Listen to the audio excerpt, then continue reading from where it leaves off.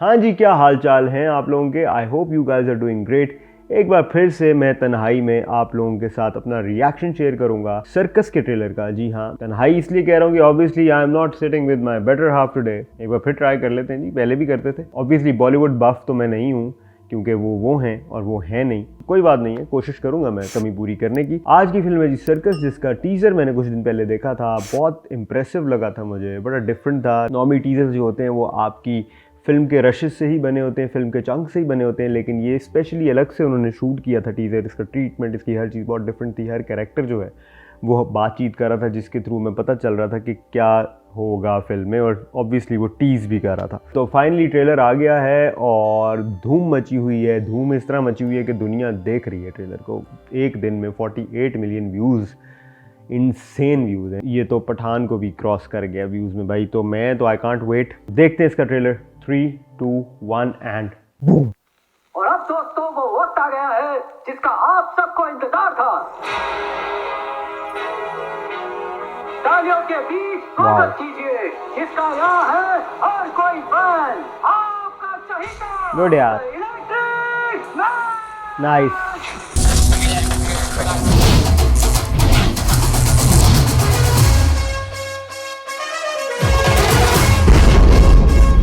Good,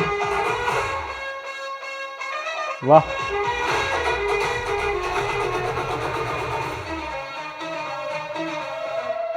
ये धुएं को क्या था? ट्रेन का धुआं अजीब था।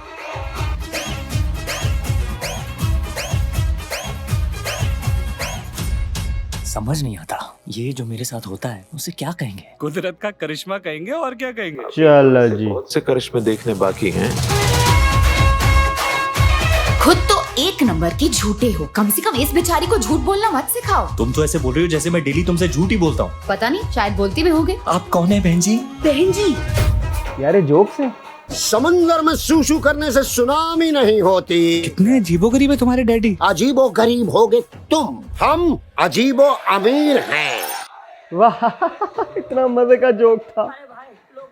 ओह गॉड। इंस्पेक्टर बनते हैं, कॉन्ट्रैक्टर बनते हैं, तो जनरेटर बन गया। रॉय को देख के लगता नहीं कि वो इतने बड़े घर में रहता होगा। बिंदु को देखकर भी नहीं लगता कि आप उसके बाप होंगे। Was this a compliment? May be. पैर छूने का नहीं, अपना पैर छुओ खुद का। अपना पैर? इसको बोलते हैं सेल्फ रिस्पेक्ट। मैं नाचा तो सबको नॉट बैड। रणवीर के फिर डांस स्टेप्स तो रहे ना भाई जी। तूने इतनी जल्दी कपड़े कैसे बदल लिए? मैं तो बैंगलोर से इन्हीं कपड़ों में हूँ। खा मम्मी कसम। मम्मी कसम। यार ये किस किस्म के जोक्स हैं? ये फनी है। आप पहले कभी ऊटी आए हैं? नहीं तो आई एम सॉरी, मैंने आपको पहचाना नहीं। पहचाना नहीं?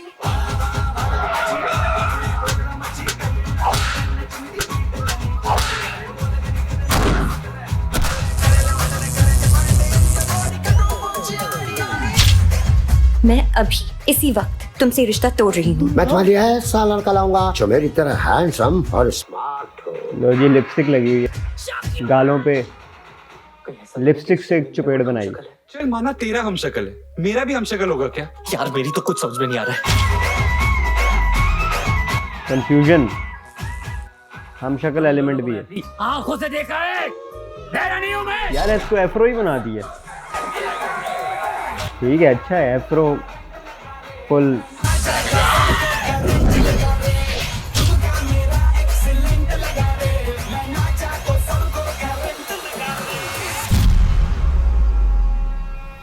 तू नाचा तो सबको। ओके, ये जरूरी था बहुत।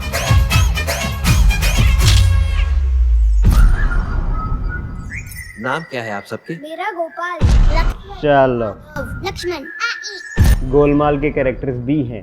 जाहिर है जी, रोहित शेट्टी की फिल्म थी और ऑब्वियसली जैसे हमने ट्रेलर देखा तो ग्राफ जिस तरह उस ट्रेलर का जा रहा था तो एक बैंग तो दीपिका वाला आया और उसके बाद गोलमाल वाले कैरेक्टर्स का बैंग आया।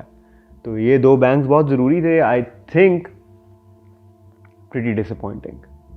मतलब एक भी जोक ऐसा नहीं था कि जिसको आप सुन के आपका कहका निकलता। एक मेरा निकला था और वो मैंने ड्रामा किया था, आप लोगों को दिखाने के लिए कि this is so bad. Generally Rohit Shetty की जो फिल्में होती हैं वो कुछ इसी तरह की होती हैं, उनकी कॉमेडी कुछ ऐसी होती है, लेकिन यार उसमें कैरेक्टर्स बहुत स्ट्रांग होते हैं। इसमें कैरेक्टर्स की समझ मुझे नहीं आई। मतलब आपने स्टार्ट ऐसे दिया कि सर्कस का इतना ज़बरदस्त सेट आपने दिखाया, और जब इसका टीज़र भी मैंने देखा था तो उसमें ऐसे लग रहा था कि भाई विजुअली एक ट्रीट होगी, देखने को मिलेगी जो हमें, लेकिन जो सर्कस थी वो तो यूं करके ख़त्म हो गई। और उसमें भी जो कैरेक्टर है उसमें आपने सुपर पावर दी हुई है जो उसको खुद नहीं पता कि उसमें से बिजली निकलती है। तो एक तो ये सुपर नेचुरल किस्म की पावर दे दी उसमें, तो सुपर हीरो बना दिया आपने उसको ना। एक नॉर्मल लाइफ की ज़िंदगी की कहानी में सुपर हीरो आ गया एक, तो ये एक तो हज़म नहीं हुआ। इसके अलावा जो CGI वर्क था ना फिल्म का, कंप्यूटर जनरेटेड इमेजरी जो थी, जो आप ग्राफिक्स कह लें आम जुबान में, यार वो बड़े ऑफ लग रहे थे। मतलब जब ट्रेन गुजरी थी तो उसका धुआं इतना फेक था, और ओवरऑल जो कलर करेक्शन है वो इतनी मतलब 15 साल पुरानी बॉलीवुड फिल्म की फील आ रही थी देख के।